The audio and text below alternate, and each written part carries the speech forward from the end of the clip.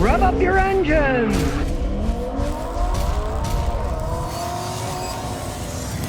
Does a mechanic really need a $6,000 scan tool? Well, in this case, it's like $5,700. Now, modern cars are getting more and more complex. There's no arguing that. My only goal is to find ones that actually work and tell people about them. Nobody pays me money to say, this is good, oh, this is the best. No, I try them out. In my garage, I have boxes full of the things. I have excellent cheap ones, middle range ones. But with modern cars, Ecotec, they have a turbocharger. They have GDI fuel injection, variable valve timing, complex stuff. And when you add things like shift on the go, this is a lower price car, so the shift on the go is on a gear shift. That's to go higher up in gear, the plus, that's to go down minus. But they work the same way, all by computers. A mechanic then needs serious tools. Now this Think Car device, I'm testing it out, and so far, I am really impressed by what it can do. It's their top of the line Platinum S20. It's got speed. Now, of course, it's a scan tool. It's a lot more than that. But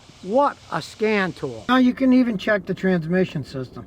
Let's say you think you had a problem with it's losing voltage somewhere. Well, here's the 1 through 4, 5 volt references inside the automatic transmission. The machine is playing the data that I took out in the road test, and it's showing the voltage. You find this voltage is changing and it's not 5 volts anymore. You know there's a short in that system. If it went down to 1 or 2 volts, you know there's a problem. And you know where it is while you're driving down the road. It's hooked up inside the car. You're driving down the road, that shows you problems that you can have without having to hook a bunch of other stuff up, just using this machine plugged into the dash. And you can see here, it's showing you what gear you're in as it shifts. The 3rd gear, 4th gear, and then back down again as we slow down. And then we speed up, it goes up to 5th gear. So you can see it's an insane diagnostic machine, but it goes a lot further than that. TPMS sensors for your tire pressure monitoring. It does ADAS for programming the car, for all that anti-collision system. Very complex stuff. It also has a video scope. As you can see on the screen, it is a gigantic screen with a great scope for looking at stuff. Look at the clarity of that.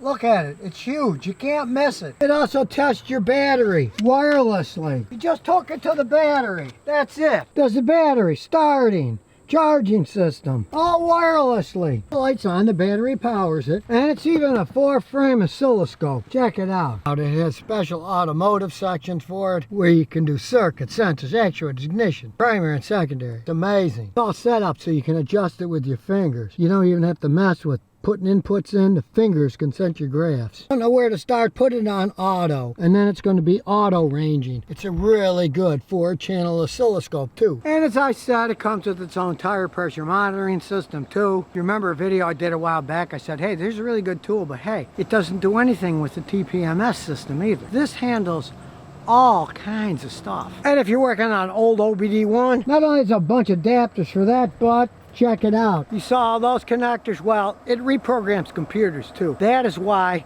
it's got this smart link that plugs into the dash instead of just a tiny little cord. This does reprogramming of computers too, as a pass-through device. Cars are getting so complex. Many things have to be reprogrammed, especially the main computer, the PCM, the ECM, if it goes bad. This makes it totally doable, step-by-step process. Here's the great thing. You can pick whatever information you want out of what you have recorded, but you can combine graphs, and while you play it back, you could do up to 1, 2, 3, 4.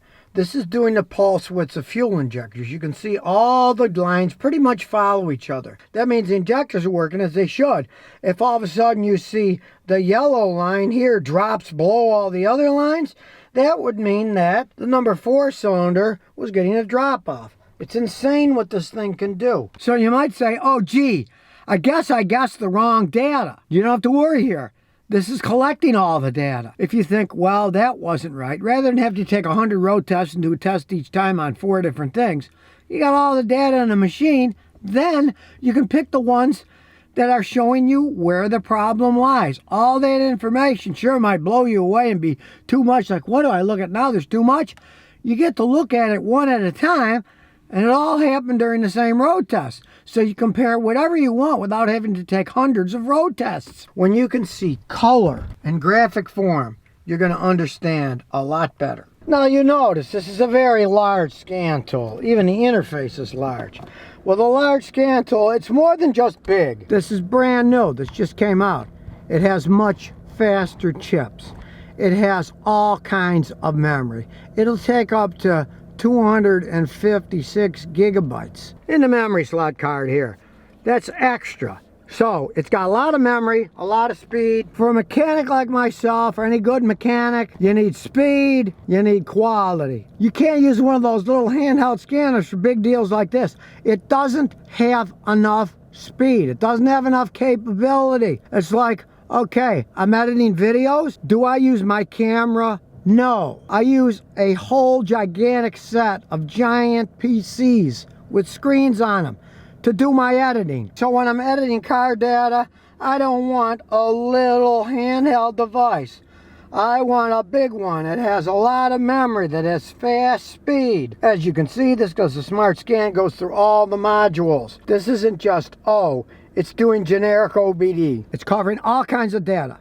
It's doing it quickly. And it's an insane amount of data. There's no arguing that. To manually go through all this stuff, maybe days. An overall position of what the car is, or if I'm in a big hurry and a customer doesn't care that their ABS isn't working right or their door locks, it's not running right, we immediately go to the big data. In this case, you go to the ECM. We know that startability. It's my son's truck. He lost the alarm key for it, so he had to do stuff over it. I didn't get rid of it yet. So we'll get rid of that right now.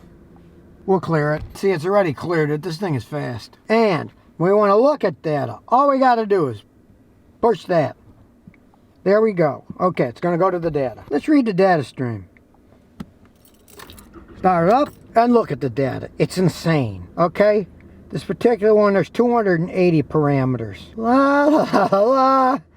And away we go. There's all kinds of data in this thing. But it's not just data. Here's actuation tests it can do. Look at all the stuff we can control.